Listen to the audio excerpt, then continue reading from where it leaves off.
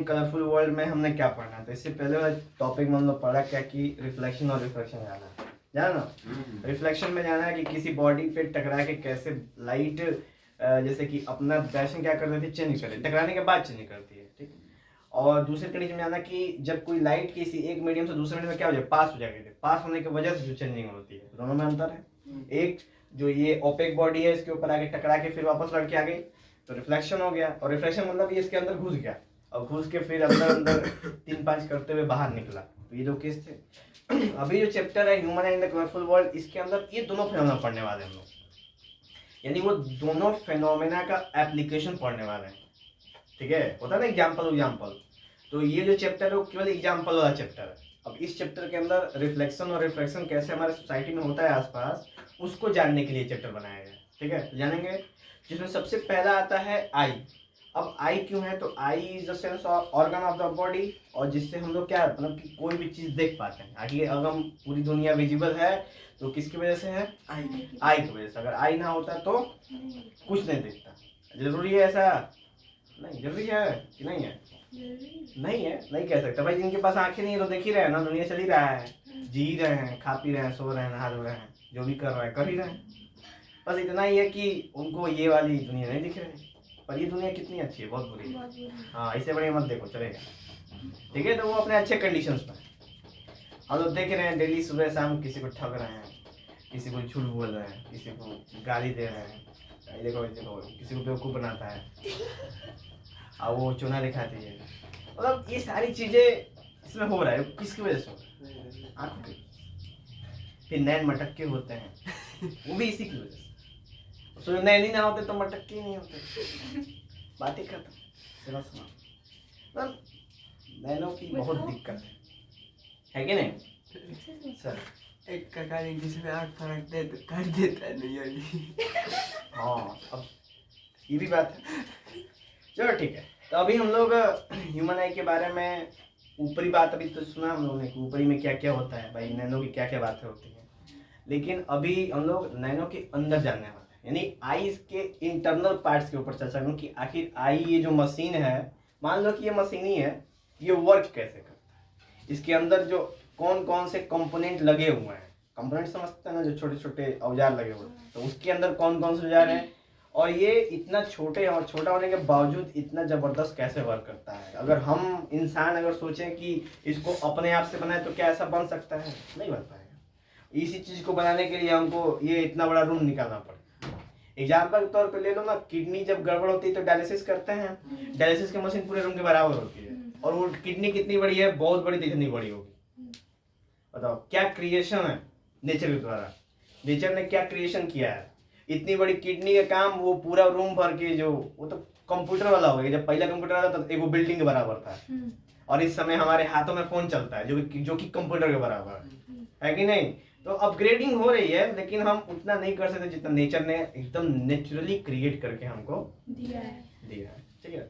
तो हमें नेचर के सद्भाव होना चाहिए और कहना चाहिए कि हमें अपनी जबरदस्त आंखें दी ताकि सबको देख सकें। तो इसीलिए किसी को भी बुरी नजरों से नहीं देखेंगे, ठीक है। हाँ, टोनाना नहीं करेंगे किसी को। अगर किसी को बढ़िया सामान आता है टोना देते हैं उसको, देख जरा काली जी पर किसकी होती है कि नहीं। चलिए, बस पर जुबान की बात ही नहीं कर रहा हूँ, तो आंखों की बात कर रहा हूँ, तो काली आंखों की बात कर। तो ये आपके सामने आई है, इसने बनाई है, ठीक है।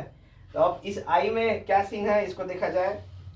सबसे पहले आई के अंदर कुछ इंपॉर्टेंट पार्ट्स हैं, जिसमें कॉर्निया है, आइरिस है, प्यूपिल है, सिलियरी मसल है, आई लेंस है, रेटिना है और ऑप्टिक नर्व है, ठीक है। सबसे पहले उनके नेम मेंशन कर लेते हैं हम लोग।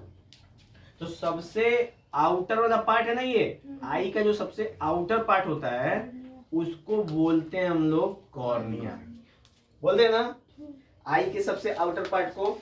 उसके बाद ये जो देख रहे हो मसल्स की तरह ऐसे लटकता रहता है, जैसे वो तोता होता है ना, तोते की आंखें बहुत तेज ऐसे ऐसे होती है, कभी गौर किए हैं? तो वो इतनी ज्यादा डार्क और खुल कैसे जाती हैं, उनके अंदर ये आइरिस वर्क करता है। इसका मतलब आइरिस सबके अंदर वर्क करता है कि नहीं। अभी नॉर्मल लाइट है तो हमारी आंखें पूरी खुली हुई हैं। अभी क्या है ना कि अभी आप सन के सामने दिख लोगे तो अब अपनी नजर चुराने लगोगे। क्यों?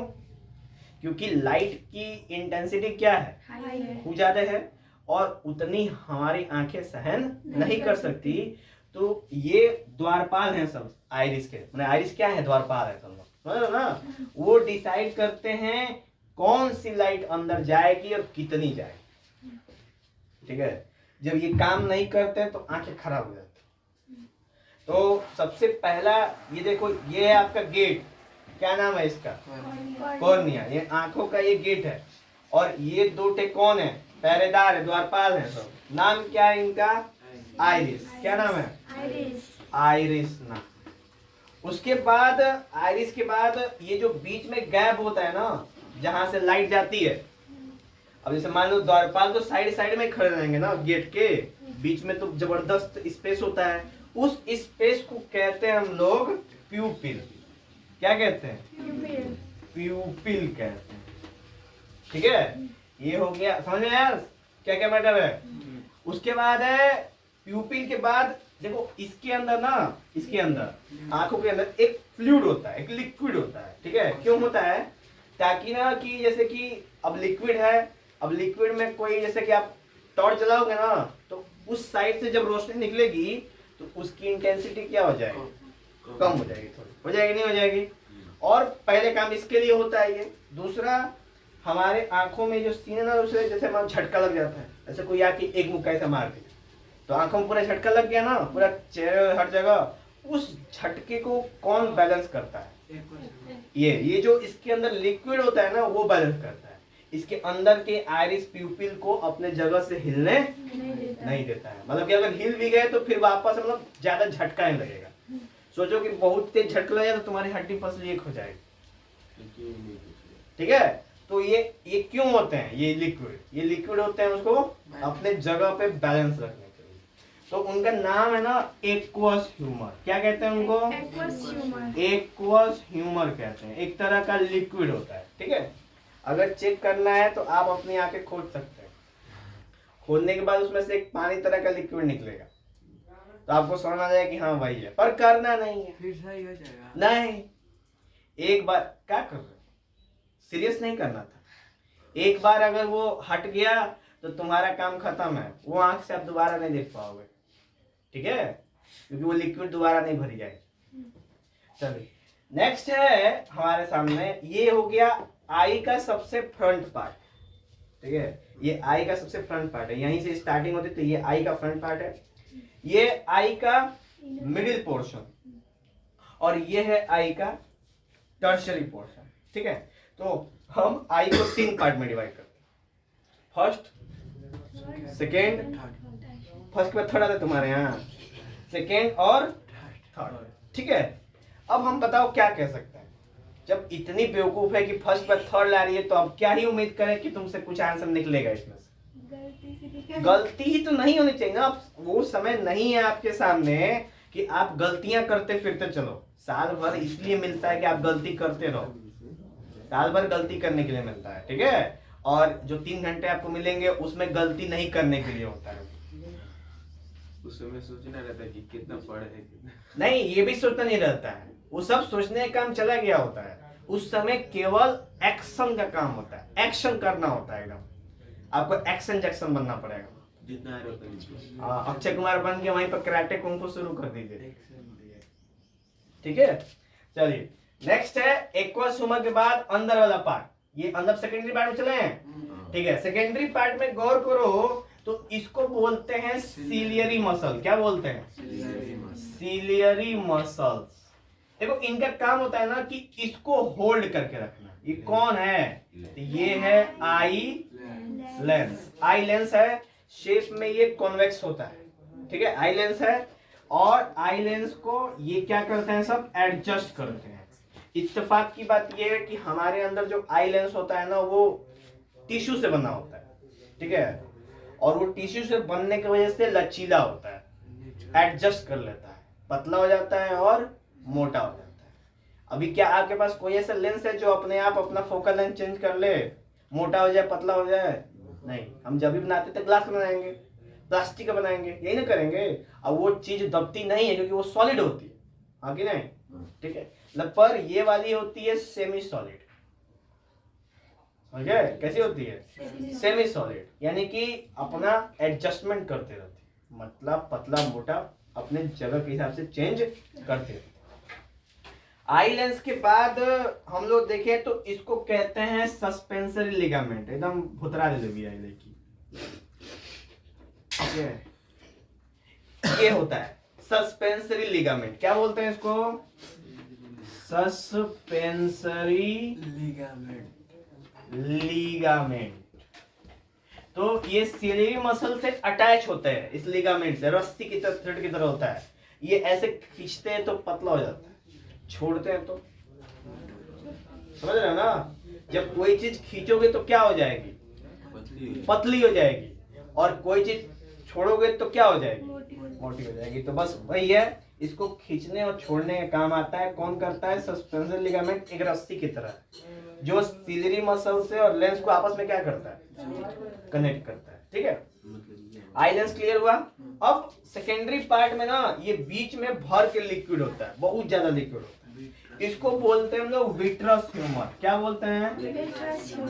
विट्रस ह्यूमर बोलते हैं। ठीक है, ये भी लिक्विड क्या करता है? ये भी लिक्विड अंदर के जितने भी मैकेनिज्म हैं उन सबको जग से क्या करता है? बचाता है। ठीक है, जग से क्या करेगा? बचाता है। ठीक है, उसके बाद है आपका ये आखिरी वाला जो थर्ड पोर्शन की बात कर रहे हैं। तो यहाँ पे स्क्रीन होता है, इसको क्या बोलते हैं हम लोग? रेटिना बोलते हैं। जितना भी फोटो बनता है ना ये सब यहीं पे बनता है हम लोग के आंखों में। ठीक है, इसको रेटिना बोलते हैं। और यहाँ से जो फोटो पड़ गया स्क्रीन पे तो वहां से कुछ नर्व्स होते हैं। नर्व समझते हो? वो नसें जो होती हैं इसको बोलते हैं ऑप्टिक नर्व। क्या बोलते हैं? Optic nerve.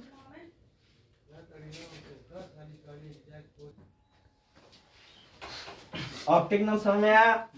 उसके बाद यहीं पे ना एक जहां से नसें निकलती हैं वहीं पे एक जोड़ पड़ जाता है। अब नसें निकलेंगी कई सारी जगह तो क्या पड़ेगा? जोड़ पड़ेगा ना, गांठ पड़ जाता है। उस गांठ पे ना इमेज अगर बन जाता है तो वो इमेज हमको दिखता नहीं है। उसको क्या बोलते हैं हम लोग? उसको बोलते हैं ब्लाइंड स्पॉट। होता यूं है कि वो होता है हमारे आंखों के सामने ही है वो ऑब्जेक्ट, लेकिन हमको दिखता नहीं है। ठीक है, क्यों? क्योंकि अगर ये इमेज यहाँ पे बनेगा तो हमें पता नहीं चलेगा, मतलब कि वो सामने ही रहेगा पर पता नहीं चल जाएगा। गौर करो, जैसे आप ऐसे खड़े हो तो आप तिरछी नजरों से इधर की भी चीजें देख सकते हो और फिर तिरछी नजर से इधर की भी चीजें देख सकते हो। जिनका ब्लाइंड स्पॉट होता है ना वो देख नहीं पाते इधर की चीजें या इधर की चीजें। जिस आंखों में होता है, मान लो लेफ्ट, ये लेफ्ट है ना, हाँ ये लेफ्ट है, तो लेफ्ट वाले आंखों में अगर है ना तो इधर की चीजें मतलब इतने के बाद नहीं देख पाएंगे, बस इतना ही देख पाएंगे। बहुत देखेंगे तो यहाँ के बाद जो भी, जैसे मतलब मैं देख सकता हूँ कि यहाँ पे भी कुछ गैप है यहाँ, ठीक है, लेकिन उसमें ब्लाइंड स्पॉट केस में नहीं दिखेगा। लेयर जम जाता है। लेयर नहीं होता है, वो डिफेक्ट नहीं है, मतलब वो मैन्युफैक्चरिंग डिफेक्ट है। कुल लगी मैन्युफैक्चरिंग डिफेक्ट समझते हो ना, एकदम पहले से ही, मतलब जहाँ नया सामान खरीदा वहीं पे डिफेक्ट था, कंपनी का डिफेक्ट है। तो ये जो जिसका ब्लाइंड स्पॉट का प्रॉब्लम होता है उसका कंपनी का डिफेक्ट होता है, ठीक है, यानी कि नेचुरल डिफेक्ट है वो। और वो उसका इमेज, इधर वाला इमेज बार बार कहाँ बनता है? ब्लाइंड स्पॉट पे ही बनते रहता है। जब तक ब्लाइंड स्पॉट बनेगा तब तक वो इमेज तो नहीं बनेगा, नहीं दिखेगा। तो इसके लिए हमको क्या करना पड़ता है? आई ड्रॉप, टर्न करना पड़ेगा। आई ड्रॉप से काम चलेगा। और नेचुरल डिफेक्ट है। चलो समझ में आया सबको? चलो, तो ये था हमारे आई का कुछ पार्ट्स, आई के अंदर जो पार्ट्स थे। अब इनका हमने सेपरेट फंक्शन बताया आपको कि हर एक का काम क्या होता है। समझ में आया? हाँ या ना? ठीक। अब देखो यहाँ से जब अब समझते हैं ना वर्किंग ऑफ आई, हमने एक एक फंक्शन के बारे में जाना। अब आई का कार्य क्या है? तो कार्य ये है कि जब भी लाइट आती है तो सबसे पहले टकराती है कॉर्निया से, फिर कॉर्निया के बाद आइरिस और प्यूपिल दोनों एडजस्ट करते हैं कि कितनी लाइट अंदर जानी चाहिए। उसके बाद वो लाइट पास करती है एक्वस ह्यूमर से होते हुए आई लेंस पे। अगर वो ऑब्जेक्ट नजदीक है तो ये आई लेंस मोटा हो जाएगा, और अगर ऑब्जेक्ट दूर पे है तो ये आई लेंस पतला हो जाएगा। ठीक, अब ये आई लेंस पे टकराया लाइट, टकराने के बाद उसका क्या होगा, क्या होगा, रेटिना पे इमेज बनेगा। ये इमेज बनेगा यहाँ पे जाके। जब इमेज बनेगा तो ये वाला इमेज इलेक्ट्रिक इम्पल्स के फॉर्म में ऑप्टिक नर्व से होते हुए कहाँ जाएगा, ब्रेन में जाएगा। ठीक है, गया ब्रेन में। ठीक है, ब्रेन में जाएगा और ब्रेन उसको क्या करेगा, रीड करेगा और बताएगा कि आपने क्या देखा। ठीक है, अभी देखो यहाँ पे केस क्या है, ये कन्वेक्स लेंस है ना। कन्वेक्स लेंस एक केस को छोड़ दो तो हर केस में क्या बनाता है, रियल और इन्वर्टेड बनाता है। तो इस केस में भी क्या बनाएगा, रियल इन्वर्टेड, पर हमको दिखता कैसा है, सीधा।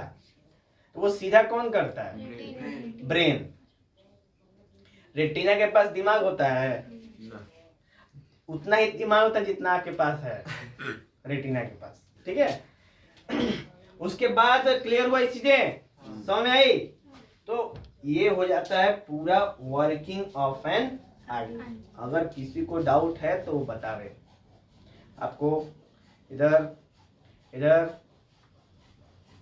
नहीं है ना। तो हमने वर्किंग ऑफ आई को कर दिया समाप्त। अब कुछ पर्सनल चीजों की डिस्कशन करते हैं। क्या है, तो the function of iris and प्यूपिल, तुम्हें बताया ना आइरिस और प्यूपिल का फंक्शन, ये अमाउंट ऑफ लाइट को एंटर करने से प्रोटेक्ट करता है, यानी कितना जाना चाहिए उतना ही जान देता है, आवश्यकता से अधिक जाने नहीं देंगे। ठीक है, उसके बाद है जैसे कि हमें रेटिना में ना, ये रेटिना जो होता है स्क्रीन, ऐसा नहीं होता है कि वो कपड़े का एक लेयर, नहीं, वहां पे ना अंदर रॉड्स और कोन्स लगे होते हैं। क्या होते हैं, रॉड्स और कोन्स। तो रॉड्स माने ऐसा और कोन्स माने ऐसा। ठीक है, रॉड यानी कुल्फी मलाई, और कोन मतलब जानते ही हो, कोन आता है ना, कोन, हाँ बस वे वाला। इस तरह से पूरा सीन होता है इस पे, रॉड कोन सब बिखरे होते हैं। तो इनमें ना रॉड्स का काम क्या होता है, तो रॉड्स का काम होता है इंटेंसिटी ऑफ लाइट को डिटेक्ट करना, यानी कि कितनी लाइट की आसपास कितनी लाइट है उसको मेकअप करता है। कि आप जैसे मान लीजिए यहाँ पे अंधेरा कर दिया जाए, एकदम अंधेरा नहीं, नॉर्मल अंधेरा कर दिया जाए, तो फिर भी आप हर एक चीज को क्या कर पाओगे, देख सकोगे। तो वो मेंटेन कौन करता है, वो मेंटेन करता है रॉड्स। रॉड्स कम रोशनी में, कम लाइट में, डिम लाइट में हमें विजिबिलिटी प्रदान करता है। ठीक है, देखने की शक्ति को बढ़ाता है। और ये रॉड्स ना आउल्स में बहुत ज्यादा होता है, इसीलिए रात में देखते हैं। नहीं रात में नहीं, उनको दिन में भी दिखता है। ऐसा नहीं है कि नहीं दिखता है, उनको रात दिन दोनों में दिखता है, लेकिन उनके जैसे आईज में ना वो रॉड्स बहुत ज्यादा होते हैं, जिसके वजह से रात में वो अच्छा देख पाते हैं। जैसे हम दिन में कैसे देख पाते हैं, अच्छा, क्यों रात में आंखें खराब हो जाती है हम लोग की, उसी प्रकार उन लोग का भी। ठीक है, तो रात में उन लोग की विजिबिलिटी बढ़ जाती है। जैसे दिन में हमारी विजिबिलिटी कितनी होगी, दूर कहीं चल जाओगे इसे, मतलब कि सिवान में तो खूब लंबा लंबा दूर दिखेगा, देखिएगा ना कितना दूर तक। अभी रात को दिखा दिया सिवान तो देख पाएंगे, देखेंगे, जानते कितना, 100 मीटर 200 मीटर हल्की फुल्की लाइट हो देख लेंगे, वो कितना दूर है वो देख पाएंगे, नहीं देख पाएंगे। वही काम आउल्स का होता है, वो दिन में ना ज्यादा दूर नहीं देख पाते हैं, देख पाते हैं दूर में, रात में वो दूर दूर चीजें देखते, हम सिवान क्रॉस करते हैं, देखते, इसीलिए रात में देखते हैं। इसीलिए रात। समझ आया। उसके बाद एक कोन्स की बात कर लेते हैं। कोन्स का काम क्या होता है, कोन्स का काम होता है कलर डिटेक्ट करना। क्या काम होता है, कलर डिटेक्ट करना। तो हम इतनी सतरंगी चीजें देख पाते हैं, ये किसकी वजह से, कोन्स की वजह से। और आउल्स के अंदर कोन्स नहीं होते हैं, बहुत सारे जानवरों में कोन्स नहीं होते हैं, इसलिए वो कैसे इमेज देखते, black and white, black and white. ठीक है, उनको कलर डिसाइड नहीं कर पाते हैं कौन सा कलर है। उसी प्रकार एक बीमारी होती है ह्यूमन में जिसका नाम है कलर विजन। ठीक है, इसमें क्या होता है ना कि लाल और ऑरेंज दोनों में डिसाइड नहीं कर पाए कौन सा लाल और कौन सा ऑरेंज, इसको एक डिफेक्ट माना जाता है। ठीक है, नहीं रतौंधी दूसरी चीज हो गई, दिखता नहीं है रात में, इसको कहते हैं नाइट ब्लाइंडनेस कहते हैं। रात में दिखता ही नहीं है। जैसे सुबह रात को उठे, पता चला छत्ते क्रॉस कर दिए, सुबेरे नीचे मिले बस बांस पे, ठीक है। हाँ, तो इसको नाइट ब्लाइंडनेस कहते हैं। लेकिन अभी क्या होता है, कलर विजन वो कलर डिसाइड नहीं कर पाएंगे। जैसे रेड है और ऑरेंज, तो आपको रेड भी ऑरेंज दिखेगा और ऑरेंज भी रेड ही दिखेगा। वाले दुकानदार कौन होगा तो इसमें? दुकानदार, बहुत सारे लोगों को कलर विजन होता है। कोई बहुत बड़ी बीमारी नहीं है ये, कलर विजन हो सकता है। It is also a natural defect. ये कोई ऐसा नहीं है कि गए रास्ते में कोनो सर पे एक झाड़ा मार दिया तुरंत बन गया कलर विजन आ गया। हरियर को पियर और पियर को नीला देखने लगे, ठीक है। वो केवल कार्टून में ही होता है, मार के अखिया कैसे गुर गुर मार, ठीक है। कुछ दिक्कत समझ में आया सबको? हाँ अब अभी मैंने बताया ना एक मेन पॉइंट कि जो भी लाइट दूर से आती है ना, तो वो ऐसे लाइट आती है। कैसे आती है? ऐसे।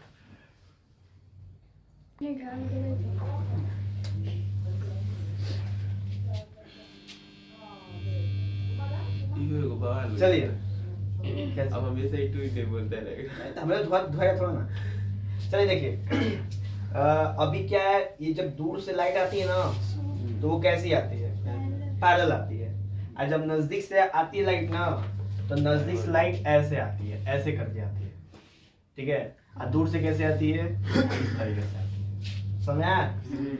ये पाथ है, ये पाथ को जानना इंपॉर्टेंट है आप लोग के लिए कि जब भी लाइट इन्फिनिटी से आती है तो पैरेलल आती है, और जब भी लाइट किसी नजदीक के ऑब्जेक्ट से आएगी तो बिल्कुल ऐसे कोन की तरह आती है हमारे आई, ठीक है। उसके बाद है हमारे सामने एकोमोडेशन। इसका मतलब क्या होता है कि जैसे ना कि ये जैसे कि अभी हम एक बार दूर देख रहे हैं सिवान में, ठीक है, अब फिर तब तक नजदीकवा देख लिए, तो इतना तुरंत आई एडजस्ट कैसे कर रहा है कि एक बार वो थिन हो गया है, लेंस थिन है ना, तभी दूर की चीजें देख रहा है तो थिन हो गया है, यानी कि लाइट कैसी आ रही है? पैरेलल आ रही है। और तभी कोई आके इधर पीछे से कोई इसे धक्का दे दिया, तो फिर तुरंत उसको देखोगे ना, तो ये तुरंत अपना उसको क्या करता है, जो ये सिलेरी मसल्स हैं तुरंत पतले और मोटे हो जाते हैं ना, बहुत फास्ट ये होता है, ठीक है। तो इसी को बोलते हैं एकोमोडेशन। क्या बोलते हैं इसको? एकोमोडेशन। तो इसको बोलेंगे ना the adjustment of eye lens, ठीक है, according to the situation for the visibility of infinity और near by objects is called accommodation. ये हमारा आंसर डेफिनेशन था, ठीक है। किताब का डेफिनेशन भी देख लेते हैं एक बार। हाँ, वो retina by changing the focal length, focal length को चेंज करते हैं भाई। जब पतला मोटा होगा तो फोकल लेंथ अपने आप चेंज होगा, ठीक है। तो ये है एकोमोडेशन ऑफ आई। तो हमारा जो आई है ना, उसका जो सबसे नियरेस्ट पॉइंट है क्या करने का, दिखने का, मतलब उसके नीचे नजदीक करोगे तो दिक्कत होगी, वो है 25 सेंटीमीटर, ठीक है। इसको बोलते हैं list distance of distinct vision. क्या बोलते हैं? List distance of distinct vision. समझा? तो एग्जाम पूछेगा तो क्या बोलेंगे? 25 सेंटीमीटर बोलेंगे, ठीक है। क्या बोलेंगे? जो लाइनियां बोले उसका मतलब बताइए।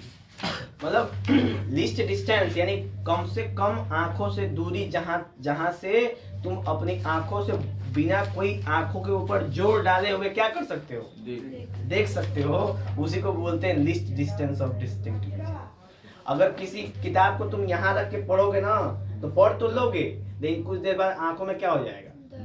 दर्द हो जाएगा, बथने लगेगा, ठीक है। तो इसलिए आपको क्या करना पड़ेगा, एक 25 सेंटीमीटर जब रखेंगे ऐसे, तो आंखें एडजस्ट कर लेंगी और इजीली आप 4-5 घंटे 6 घंटे पढ़ सकते हो, कोई दिक्कत नहीं। और 4-5 घंटे बाद वो दर्द उठेगा, ठीक है। और अभी क्या है, 10 मिनट में उड़ जाएगा, इस तरह पढ़ेंगे, ठीक है। समझ में आया? हाँ। उसके बाद है डिफेक्ट।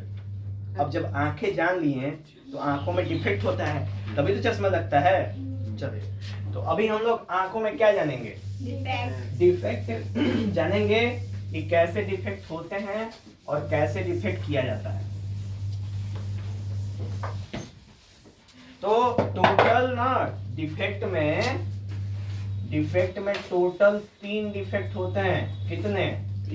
3। एक होता है मायोपिया, एक होता है हाइपरमेट्रोपिया, और एक होता है प्रेसबायोपिया, ठीक है।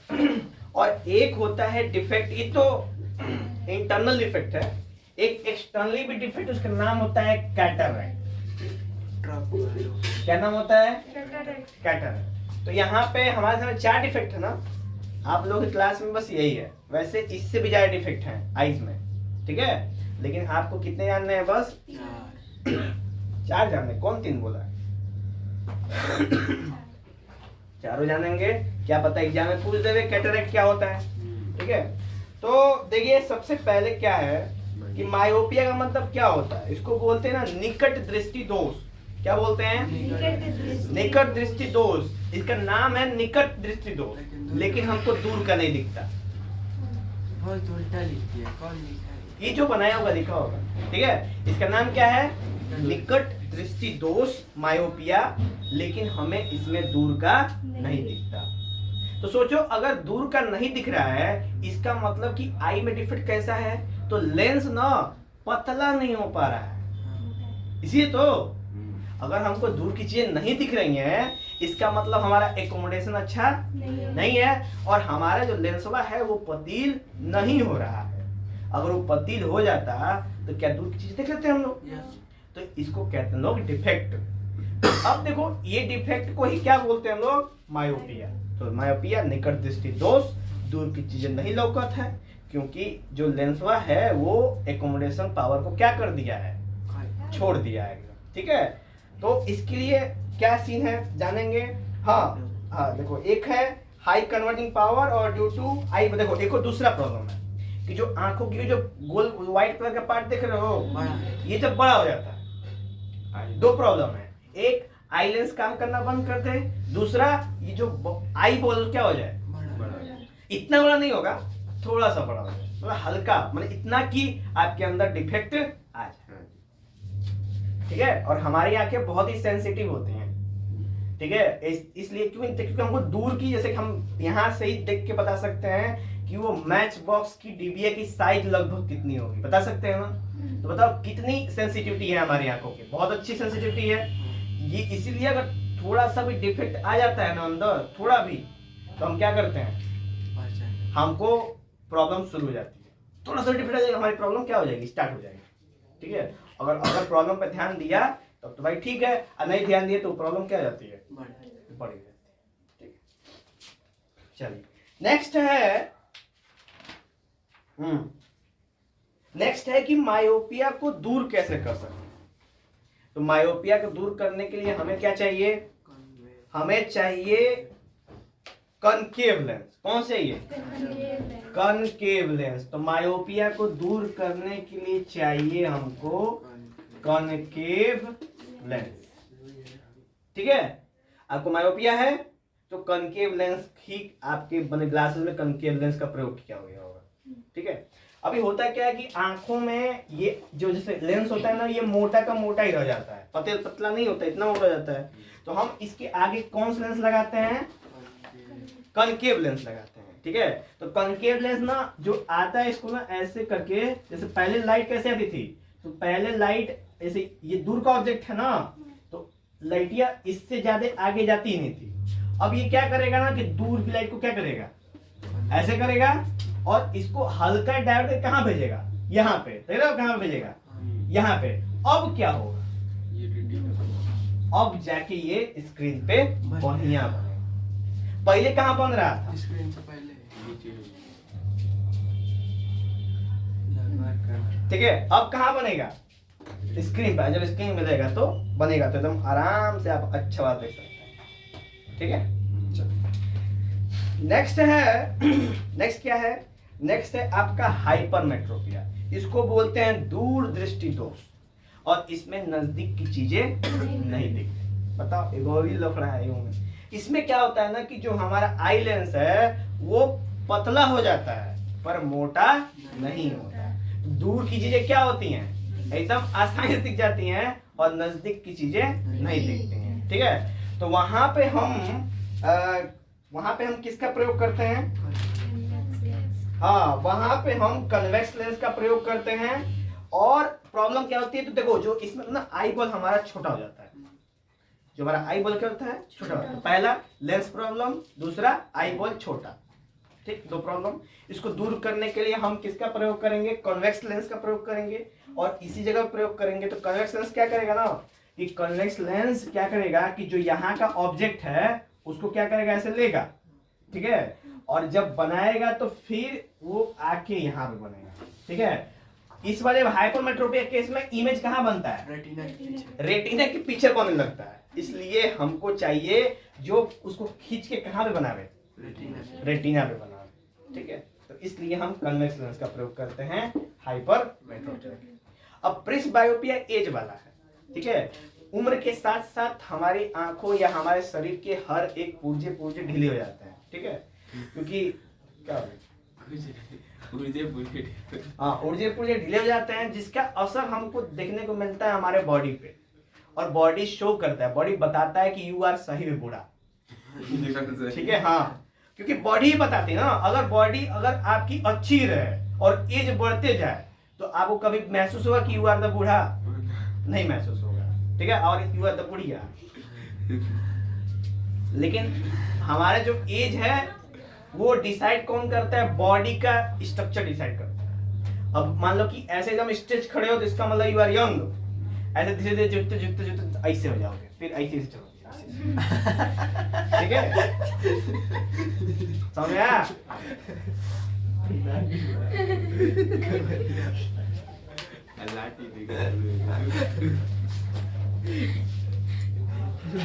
डांस का स्टेप सिखा रहे हैं। तो वो बूढ़े एज में डांस की स्टेप ही होता है खाली वो। चलो नेक्स्ट स्टेप प्रेसबायोपिया, मजा लोगे बूढ़े लोगों का। बात करेंगे हम लोग प्रेसबायोपिया की। प्रेसबायोपिया में उन दोनों को दोनों प्रॉब्लम होता है, अरे सॉरी, उन दोनों आंखों को दोनों प्रॉब्लम हो जाता है, मायोपिया भी और हाइपरमेट्रोपिया भी हो जाता है, संगे संगे हो जाता है, एक के संग एक फ्री। तो दोनों ऐसे ना, दोनों तो इसलिए ना ऊपर की तरफ कनकेव लेंस होता है और नीचे की तरफ कन्वेक्स लेंस होता है। तो उनको नजदीक देखना होता है तो आंखें ऐसे नीचे कर लेते हैं, आधो देखना तो ऐसे कर लेते हैं, ठीक है, उनको दूर चीजें नजर दिखेगा। समझ में आया? ये हो गया प्रेसबायोपिया। उसके बाद आखिरी में है कैटरेक्ट। अब कैटरेक्ट क्या होता है? तो कैटरेक्ट ना कि हाँ कि जब कंटिन्यूअसली हमारे आंखों में धूल मिट्टी कंकड़ बालू पत्थर सब ये सब जाते रहता है, जिसकी वजह से आंखों के ऊपर ना एक लेयर बन जाता है, ठीक है, वो पतला सा लेयर होता है। वो लेयर ऐसा होता है ना, जब भी आंखों की कॉर्निया के ऊपर बनता है ना, तो कॉर्निया में लाइट जाने से क्या कर देता है, थोड़ा कम कर देता है, क्योंकि वो ट्रांसलूसेंट होता है। और ट्रांसलूसेंट पता है ना कि लाइट ज्यादा नहीं जाने देता है, कम कम लगेगा, जिसकी वजह से हमें सारी चीजें कैसे दिखती हैं, धुंधली दिखती हैं। कैसे दिखती हैं? धुंधली, यानी कि कह सकते हो उसको हाँ बादल। बादल से क्या मतलब? मोतियाबिंद। हाँ, उसको कहते हैं, उस बीमारी को मोतियाबिंद बीमारी, ठीक है। वो लेयर को क्या करते हैं, डॉक्टर जाके हटा देंगे, सब हटा देंगे तो फिर से आपकी नॉर्मल, यानी कि वो कोई डिफेक्ट नहीं है, वो नेचुरल नहीं है, वो क्या है, हाँ ये ठीक हो सकता है, ठीक है, ये वाला कंडीशन। अभी हाँ ट्रक वालों को ज्यादा होता है, क्योंकि सबसे ज्यादा धूल मिट्टी कंकड़ और हीट में उन्हीं करना पड़ता है ना, इस तरह सबसे ज्यादा उन्हीं लोगों को होता है। अगर वो सब तो इतने सब समझदार नहीं होते। मतलब कौन सा ट्रक वाला जो होता है कि जो पीएचडी करके ट्रक चलाता है, तुम्हें बता दो। शर्ट भी नहीं पहनते हैं, गंजिए पे चलाने लगते। हाँ हमारे मामा थे ना, उनका आर्मी में नौकरी लगा था, जिससे जब हुआ था ना तो वो ट्रेनिंग करा रहे थे ना, तो वाले भाग के एक बार आ गए थे, कह रहे थे कि हम ना करो, ट्रक चला। तो फिर वो हमारे बड़े मामा थे, उनको जबरदस्ती फिर छोड़ के आए थे वहाँ पे। मामा को घामा सुता तो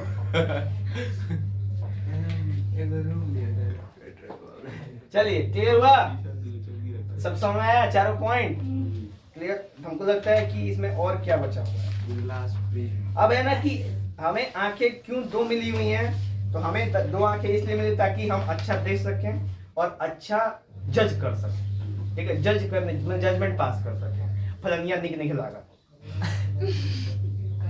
सर कोई क्वेश्चन पूछता ना, एक बार से 1 किलोमीटर रखा था, हाँ 2 बार से कहना 2 किलोमीटर। ये तो अभी तुम बता, तुमको उसने पूछे तुम भी ये बता 2 किलोमीटर। हाँ ये फैक्टर। हाँ चलो, तो देखिए भगवान का दिया हुआ इतना नायाब तोहफा है जिसका नाम है आँख, और आँखें हमें बचा के रखनी चाहिए, ठीक है। जिसके लिए हमें हरी सब्जियां और ये सब पेड़ पौधे नहीं खाना चाहिए, मतलब खाने चाहिए, ठीक है। और जिसकी वजह से हमारी आंखें चुस्त तंदुरुस्त और फुर्तीली होंगी। और जो भी विटामिन कैल्शियम की कमी है ना, उसको आप जब हरी सब्जियां खाएंगे तो क्या हो जाएगा, मेकअप हो जाएगा, ठीक है। इस वजह से इसलिए देखिए, देखो इसमें क्या है कि जो प्रॉब्लम है वो किससे आता है, तो छोड़ना, ऐसे कोई मतलब नहीं। इसमें बोला है ना एक और चीज़ है कि हमें अपनी आँख को क्या करना चाहिए, डोनेट करना चाहिए। हमें अपने को क्या करना चाहिए, डोनेट करना चाहिए, क्योंकि जब भाई जब आप मर जाएंगे तो उन आँखों का अचार तो डालेंगे नहीं, ठीक है, कि खाने का अचार अच्छा लग रहा है, तो इसलिए इसको डोनेट कर देंगे। तो जिनके पास आंखें नहीं है उनके पास आंखें हो जाएंगी और वो इस कलरफुल वर्ल्ड को क्या कर पाएंगे, देख पाएंगे। तो ऐसा एक है, एक क्रिकेटर जिसका नाम है गौतम गंभीर, वो अपना डोनेट कर चुका है सब कुछ, ठीक है, यानी मरने के बाद सब कुछ दान हो जाएगा उसका। वैसे मरने के बाद क्या होता है, जलाने के अलावा क्या होता है, कुछ होता तो है नहीं, तो भाई दान कर देना चाहिए, कर सकते हैं, अच्छी बात है, ठीक है, ये अच्छी चीजें हैं। क्योंकि एक बार जब आप चले गए तो फिर उस बॉडी का कोई महत्व है नहीं, और अगले ही मतलब कि 10 ही 12 घंटे में स्मेल हो जाएगा, स्मेलिंग शुरू हो जाएगी बॉडी में। यानी जब तक आपके अंदर ये सोल है ना, जो बातें वो सोल की हैं, बॉडी का कोई फर्क नहीं पड़ता, ठीक है। अब अभी आप इस बॉडी में हैं तो ही आप, ऐसे नहीं कि आप पूजा है, किसी और बॉडी में रहोगे तो पूजा ही रहो, ठीक है। बस उसी तरह की बातें हैं कि बस मेन है आपका इंटेंशंस, फीलिंग और इमोशन। तो इसलिए बोलते हैं ना कि कैसे गवर्नमेंट तरफ बोला जाता है कि हमें अपने ऑर्गन्स क्या करने चाहिए, डोनेट करना चाहिए, जिंदा रहने में नहीं, मारने के। कौन कौन सा करना पड़ेगा, हो जाएगा? जैसे कि जो भी चीजें नहीं, सब कुछ नहीं होगा, जो भी चीजें ट्रांसप्लांट हो सकती हैं, ठीक है। जैसे किडनी हो सकता है, हार्ट हो सकता है, ब्रेन नहीं हो सकता, ठीक है, वो बहुत रिस्की काम, लीवर भी शायद, ठीक है। उसके बाद बचा मेन बोन मैरो हो गया, और उसके बाद आंखें, ठीक है। तो इन सारी चीजों का ट्रांसप्लांट होता है, समझा। अरे दूसरे जिसको नहीं है उसको लग जाएगा, होता है। जानते ना, पहले जो ब्लड मिलता था ब्लड बॉक्स में, डोनेशन बॉक्स पहले ब्लड मिलता था ना, ब्लड वो खरीदना पड़ता था, पैसे से मिलता था, लेकिन गवर्नमेंट ने उसको पैसे का सिस्टम क्या कर दिया, हटा दिया है। अब सीन है ना, ब्लड के बदले ब्लड होता है। तो जब जाओगे ना कहीं, मानो तुमको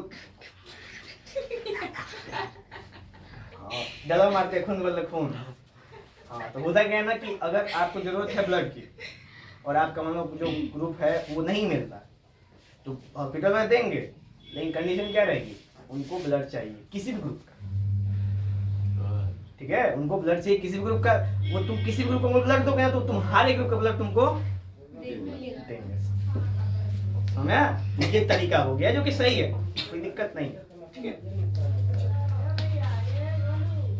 अगर टैटू छपवा लेंगे तो सारा बेकार हो जाता है। हाँ, टैटू नहीं छपवाना चाहिए, टैटू छपवाने के बाद आप ब्लड डोनेट नहीं कर सकते, मतलब वो ब्लड इन्फेक्टेड हो जाता है, इसलिए टैटू मत छपवाओ। तब तो लड़कियां नहीं करो, नहीं दान कर पाते। क्यों? लड़कियां छपवाती है, नहीं, जो नहीं छपवाता है यहाँ पे होता है जो बहुत सारे, शादी से पहले होता है कि यहाँ पे होती है। नहीं, कोई जरूरी नहीं है, कोई जरूरी नहीं है। आप चाहो तो छपवा दो, आप चाहो नहीं छपवा, लेकिन अगर आप छपवा दोगे तो फिर ब्लड डोनेट नहीं कर पाओगे, इसे छपवाना नहीं चाहिए। दादी का विराट कोहली तो पूरा मार दिया इधर। इसे तो ब्लड डोनेट करता है, रोनाल्डो ब्लड डोनेट करता है वो, ठीक है। MS धोनी ब्लड डोनेट करते हैं, जो भी प्लेयर्स हैं जिन पे टैटूज नहीं है वो ब्लड डोनेट करते हैं। ब्लड डोनेट करना अच्छी चीज है, बन जाएगी बॉडी में आपकी, ठीक है, हम भी करते हैं, तो किए थे ना। जब तक नहीं करोगे तो कैसे पता चलेगा कि डोनेट करने में मजा आता है कि नहीं आता। एक गिना देंगे आपको, लो दबाते रहो। हाँ, दबाते हैं, स्माइली वाला। जरूरत पड़ी थी ना कि अरे ले लो समर्पण, अरे ले लो समर्पण, ऐसे करते थे लेना समय। जब जरूरत पड़ी, मान लो किसी को उस समय जरूरत थी, उन्होंने कहा हमसे, तो प्रिज्म एक 3 डायमेंशनल क्यूब कह सकते हैं, ठीक है, एक 3 dimensional cube, sorry 3 dimensional pyramidal triangle कह सकते हैं, पिरामिड, पिरामिड कह सकते हैं सबसे बेस्ट, ठीक है। एक 3 डायमेंशन पिरामिड को क्या बोलते हैं, प्रिज्म बोलते हैं। प्रिज्म देखें आप लोगों ने, देखिए प्रिज्म से क्या होता है ना कि जब भी हम व्हाइट लाइट पास कराते हैं तो वो क्या कर देता है, 7 रंगों में से 7 कलरों में उसको क्या कर देता है, स्कैटर कर देता है, ठीक है। तो इस यही कंडीशन को बोलते हैं लोग प्रिज्म, क्या बोलते हैं इसको, प्रिज्म। और ये बाकी एग्जाम में आपको यही पूछेगा प्रिज्म वाला मैटर पे। डिस्पर्सन ऑफ लाइट, तो ये जो यहाँ पे ये स्टार्टअप वाला निकले है ना, ये क्या हुआ है, ये डिस्पर्सन हुआ है, क्या हुआ है, डिस्पर्सन हुआ है, यानी लाइट क्या हो गया, छिटा गया साथ। एक होता है आपका ना इस और क्या होता है, हाँ स्पेक्ट्रम, इसी को स्पेक्ट्रम कहते हैं। इसी को सातों कलर को एक साथ क्या बोलते हैं हम लोग, स्पेक्ट्रम बोलते हैं, ठीक है। उसके बाद होता है एक और स्कैटरिंग। स्कैटरिंग समझते हैं क्या होता है, स्कैटरिंग और डिस्पर्सन दोनों अलग अलग है। डिस्पर्सन का मतलब होता है व्हाइट लाइट 7 रंग में टूटता है, और स्कैटरिंग का मतलब व्हाइट लाइट छिटा जाता है, 7 रंग में नहीं, कई सारे छोटे छोटे व्हाइट लाइट में। ये व्हाइट लाइट, एक छोटे छोटे व्हाइट लाइट में क्या होता है, स्कैटर हो जाता है, उसको बोलते हैं क्या, स्कैटरिंग ऑफ लाइट। और जब व्हाइट लाइट क्या होता है 7 रंग में बट, जब उसको बोलते हैं डिस्पर्सन ऑफ लाइट। ये दोनों में अंतर है, इस अंतर को दिमाग में रखेंगे। एग्जाम में यही चिप के नहीं चले आएंगे कि एग्जाम बोलेंगे scattering of light second colour वाले को, तो गड़बड़ हो जाएगा, पूरा आंसर गड़बड़ा जाएगा, ठीक है। डिस्पर्सन किसके लिए, 7 रंग के लिए, और स्कैटरिंग एक लाइट के लिए, ठीक है।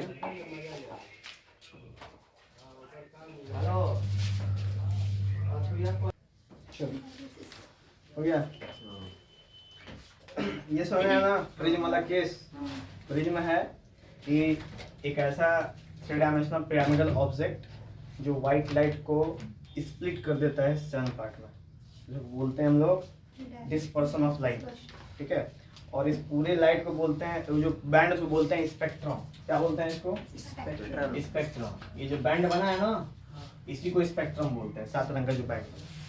उसके बाद मान चलो ऐसा हो जाए कि एक प्रिज्म है, यहाँ से पास कराया तो व्हाइट लाइट बना 7 रंग का, व्हाइट लाइट स्प्लिट हो गया, फिर उसी प्रिज्म को उल्टा करके लगा दो ना ऐसे, तो ये 7 लाइट मिलके फिर क्या निकाल देंगे, व्हाइट लाइट।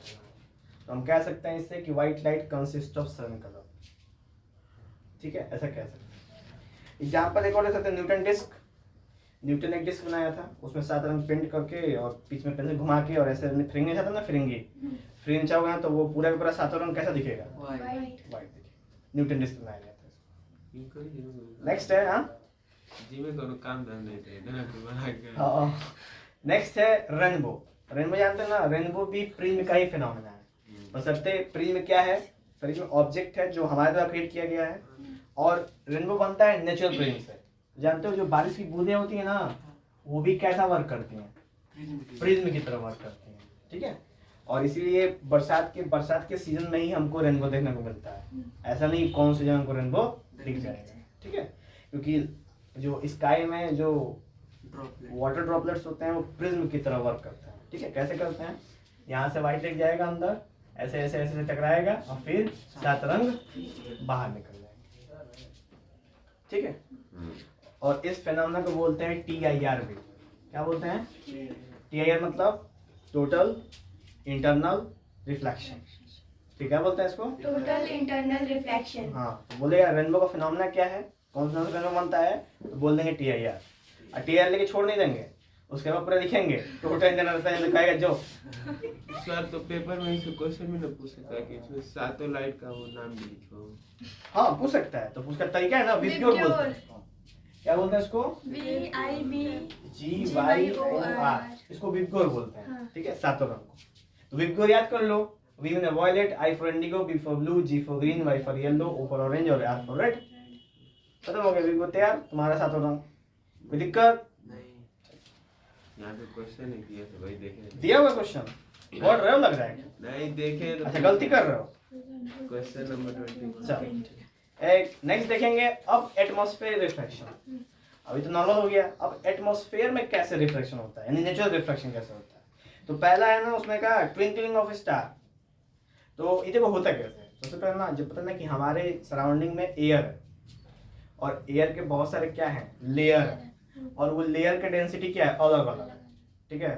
तो जो भी हवा नीचे होती है, जमीन की तरफ आती है, वो हवाएं ठंडी होती हैं, तो उनकी डेंसिटी क्या होगी, हाई होगी, क्योंकि ठंड जो भी चीज़ ठंडी होती है ना वो भारी होती है, क्या होती है, भारी। और डेंसिटी हाई, इसका मतलब भारी है वो, भारी मतलब कहाँ आएगा, नीचे। और इतने गर्म हवा होती है ना वो हल्की होती है, लाइट होती है, तो कहाँ जाएंगी, ऊपर, ठीक है। तो इसी तरीके से पूरा एटमॉस्फेयर में डिस्ट्रीब्यूशन होता है एयर का।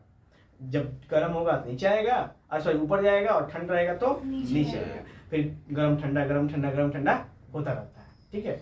ये फिनोमेना है। तो अभी देखो क्या है कि जो ठंड वाली उसकी डेंसिटी हाई होगी और गर्म वाली डेंसिटी कम होगी। तो जब भी लाइट आएगी ना, तो जब गर्म ठंडा होते हुए आएगी तो अपना डायरेक्शन क्या करेगी, चेंज कर देगी। और जैसे एग्जांपल में ले लो स्टार्स ट्विंकलिंग, तो रात को स्टार ट्विंकल करते हैं ना, ऐसा नहीं है, स्टार कभी ट्विंकल नहीं करते हैं, ठीक है। ऐसा नहीं कि भूख भग लाइट निकालते हैं। ये भूख भग लाइट हमको कैसे दिखता है, एटमॉस्फेयर की वजह से, क्योंकि एटमॉस्फेयर में एयर हमेशा क्या करता रहता है, मोशन करता रहता है, कभी ठंडा कभी गर्म, कभी ठंडा कभी गर्म, तो मीडियम से पास होता है तो हमको दिखता है कि ओह ट्विंकल कर रहा है इसमें, ठीक है। स्टार से बहुत फार अप फ्रॉम अवे, मतलब हमसे भी बहुत दूर है, ठीक है। तो इसलिए इससे जो सबसे नजदीक स्टार का नाम है प्रॉक्सिमा सेंचुरी और अल्फा सेंचुरी, ठीक है। वहां से यहाँ तक लाइट आने में 4.3 साल लगते हैं, 4 साल 4 महीने, ठीक है। 4 साल 4 महीने में सबसे नजदीक जो तारा है हमारे यहाँ का वो हमको दिखता है। तो सोचो जितने स्टार है जो दूर दूर, वो कितने दूर होंगे, मतलब कोई स्टार ऐसा होगा जो 10 साल से उसकी रोशनी आ रही है, और जब हमारे यहाँ पहुंचे तो स्टार भी मर गया। स्टार भी मरते हैं, लड़के नहीं, अपने से मर जाते हैं ना, मरने के बाद वो वहाँ पर ब्लैक होल बन जाता है। हाँ, ब्लैक होल स्टार की वजह से बनता है। स्टार जब ज्यादा मर जाते हैं ना तो बन जाता है। तब तो बहुत होगा ब्लैक होल ना, बहुत से ब्लैक होल हैं। सर ब्लैक होल से कुछ भी मतलब चीज मतलब परपेंडिकुलर मतलब कि ऐसे एकदम बराबर निकलता है तो वो बाहर निकल जाता है। गए थे हम कल यहाँ। एक तो तारा निकल रहा है, कैमरे में नहीं ले गए तो भुला गए, अब अगली बार ले जाएंगे, वही है सेल्फी खींच के लाएंगे, कहेंगे ब्लैक होल को ची, तो फिर ऐसे ची करेगा, फिर चलिए देखे थे आप भी, नहीं मोबाइल में फैक्ट देखे तो हाँ, पता देखा फैक्ट वाले हैं आप, चलिए ठीक है। हम देखे सर फाइटर जेट से गए थे। फट जैसे कहते हैं, हाँ सर। हाँ देखो ये सही जा रहा है। चलिए नेक्स्ट बात करेंगे, the star seems higher than the actually are. जो भी तरह है ना सब, वो आवश्यकता से दूर दिखते हैं सब, ठीक है। वो किसकी वजह से, तो एटमॉस्फेयर प्रेशर। जैसे मान लो कि स्टार्स हमारे यहाँ पे हैं, ठीक है, और हमको दिखते कहाँ पे हैं, ऊपर यहाँ पे हैं। किसकी वजह से, एटमॉस्फेयर, ठीक है। एटमॉस्फेयर में इस लेयर होते रहते हैं, तो हाँ ये वाला स्टार की रोशनी आती है, हमको दिखता है ये स्टार, मतलब ये उसकी इसकी जो पोजीशन होता है ना यहाँ शिफ्ट हो जाता है। जैसे एग्जांपल ले लो, बाल्टी में जब सिक्का डालोगे तो सिक्का ऊपर दिखता है ना, उसी प्रकार यहाँ पे होता है, तो स्टारवा और दूर दिखने लगता है, ठीक है। नेक्स्ट है एडवांस सनराइज और डिले सनसेट, यानी जो पहले सनराइज हो जाता है और बाद में सनसेट होता है, वो भी एटमॉस्फेयर रिफ्लेक्शन का है, ठीक है। कैसे होता है, तो जब भी सन हॉरिजन के पास आता है ना, जैसे सन जब हॉरिजन के पास आएगा, जैसे मान लो कि ये हॉरिजन, ठीक, और यहाँ पे क्या आ जाएगा, सन यहाँ पे मौजूद रहेगा। ये पता ना कि एटमॉस्फेयर हमारा, इसमें एयर है, तो इसकी लाइट जब ऐसी क्या होती है, जाके टकराएगी कहाँ आएगी, हमारे पास आएगी, तो हमको ये चीज़ तो कहाँ दिखेगा, यहाँ पे 2 मिनट लेट दिखे, 2 मिनट पहले दिखता है, ठीक है, 2 मिनट पहले दिखता रहता है। और वही काम यहाँ पे भी होता है कि जब यहाँ हमारे यहाँ जैसे यहाँ पे भी पहुंच जाता है ना, हमारे यहाँ पे भी, तो भी हमको क्या करता रहता है, दिखता रहता है। यहाँ पे जब सन पहुंच जाता है हॉरिजन के नीचे भी, तभी भी हमको सन क्या करता रहता है, दिखता रहता है। क्यों, क्योंकि यहाँ से भी लाइट क्या होती है, ऐसे होता है, ड्रम कर रहा है वो ना, गुंबद की तरह लाइट आती है, टकराती है, फिर आती है। तो जब तक लाइट एटमॉस्फेयर मौजूद रहेगी तब तक हमको सन दिखता रहेगा। एटमॉस्फेयर खत्म, एटमॉस्फेयर लाइट खत्म, सन की लाइट समझा। उसके बाद है स्कैटरिंग ऑफ लाइट, यानी लाइट का स्कैटर होना, ठीक है। लाइट कैसे स्कैटर होती है, यानी कैसे छितराती है, तो मैं बोला ना स्कैटरिंग बोला मैंने, यहाँ पे स्कैटरिंग हुआ था, यहाँ पे डिस्पर्सन हुआ था। स्कैटरिंग का मतलब लाइट स्प्लिट होती है, ठीक, लाइट सॉरी स्प्लिट कर, लाइट स्कैटर हो जाती है, मतलब छितरा जाती है। जैसे पानी ना, पानी का तेज धारा, तो मैं तो दीवार मारूंगा तो पानी की सारी बूंदें इधर उधर उधर छिड़ाने, उसको बोलते हैं हम लोग स्कैटरिंग, ठीक है। तो ऐसा नहीं बोलेंगे कि स्कैटरिंग में 7 कलर निकलते हैं, नहीं, स्कैटरिंग में 7 कलर नहीं निकलते हैं, बस व्हाइट लाइट छोटा हो जाता है, मतलब छोटे छोटे बूंदों में टूट जाता है। जैसे एग्जाम्पल तौर पे कि जैसे कि ठंडी टाइम में मान चलो ना कि जो सनलाइट आता है, देखोगे ना जहाँ पे पूरा फॉग होता है, तो फॉग में चमकता रहता है सनलाइट, ऐसे आता है, ठीक है। तो इसको बोलते हैं स्कैटरिंग ऑफ लाइट, इसको बोलते हैं टिंडल इफेक्ट। क्या बोलते हैं? टिंडल ने ये बात सबसे पहले देखी थी और बताई थी कि हाँ ऐसा होता है कि व्हाइट लाइट स्कैटर कर जाती है जब भी किसी पॉइंट ऑब्जेक्ट से क्या होती है, टकराती है, तो इसको बोलते हैं स्कैटरिंग। कट भी गया है। ये कट गया, कोई बात नहीं, 2 पॉइंट जान लेते हैं, ठीक है। क्या बोलते हैं इसको? स्कैटरिंग ऑफ लाइट बोलते हैं। और ये अर्थ में जो पार्टिकल है ना, एटमॉस्फेयर में जो पार्टिकल है उससे होता है, छोटे छोटे पार्टिकल है, व्हाइट लाइट टकराती है, उसका छिटा जाती है। नेक्स्ट है आपका why the sky is blue, तो उसका भी एग्जांपल है स्कैटरिंग ऑफ लाइट, यानी ये भी इसी का फिनोमेना है। लाइट आगे क्या जाती है, स्कैटर हो जाती है, यानी पानी जो है ना समंदर में, जो पानी उस पर जाके टकरा के और फिर रिफ्लेक्शन होकर जाके आसमान में जो ऊपर है वहां पे इमेज का फॉर्मेशन, ठीक है। एक तो ये था। दूसरा है रमन इफेक्ट। रमन इफेक्ट बस नाम जानिए, बस रमन इफेक्ट, क्योंकि सीवी रमन ने भी इसके बारे में बताया था कि why the sky is blue, ठीक है। तो आप वहां पे भी रमन इफेक्ट भी ले सकते, बस हो गया समाप्त, ठीक है।